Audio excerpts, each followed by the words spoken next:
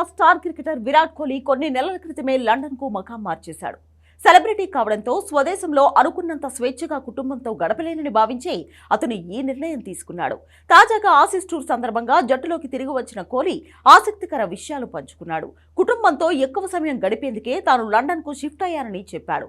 తండ్రిగా తన పిల్లలతో ఆడుకోవడాన్ని ఆస్వాదించారని, ఈ ఫేస్ చాలా అద్భుతంగా ఉందని సంతోషం వ్యక్తం చేశాడు. ఐపీఎల్ 2025 సీజన్ అనంతరం యూకేకు వెళ్లిపోయిన విరాట్ కోహ్లీ గత కొన్ని నెలలుగా అక్కడే ఫ్యామిలీతో గడిపాడు. ఆస్ట్రేలియా పర్యటన కోసమే గతవారం భారత్ కు తిరిగి వచ్చాడు. టీ20 టెస్ట్ క్రికెట్ కు వీడ్కోలు పలికిన కోహ్లీ తన వ్యాపార వ్యవహారాలను కూడా పక్కన పెట్టి కుటుంబానికి తన సమయాన్ని కేటాయించాడు. అంతర్జాతీయ క్రికెట్లో ఇప్పటికే తాను అత్యధిక మ్యాచ్లు ఆడానని చెబుతూ తన టెస్ట్ రిటైర్మెంట్ నిర్ణయాన్ని సమర్థించుకున్నాడు.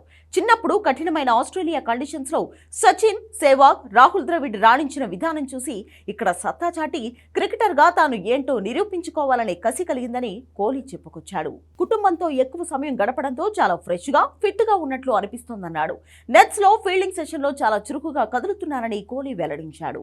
ఇదిలా ఉంటే సుదీర్ఘ విరామం తర్వాత టీమిండియాలోకి రీ ఎంట్రీ ఇచ్చిన కోహ్లీ తీవ్రంగా నిరాశపరిచాడు. పెర్త్ వేదికగా తొలి మ్యాచ్ లో భారీ అంచనాలతో బరిలోకి దిగిన కోహ్లీ డకౌట్ గా వెనుతిరిగాడు. 8 బంతులాడి మిషెల్ స్టార్క్ బౌలింగ్ లో కూపర్ కొన్నోలీ స్టన్నింగ్ క్యాచ్ కు పెవిలియన్ చేరాడు. ఆస్ట్రేలియా గడపై వన్డేల్లో తొలిసారి డకౌట్ అయ్యాడు. 2012 ఫిబ్రవరి 5న మెల్బోర్న్ వేదికగా తొలి వన్డే ఆడిన కోహ్లీ ఇప్పటి వరకు 30 వన్డేలు ఆడాడు. తాజా ఇన్నింగ్స్ లోనే కోహ్లీ పరుగులు చేయకుండా వెనుదిరిగాడు.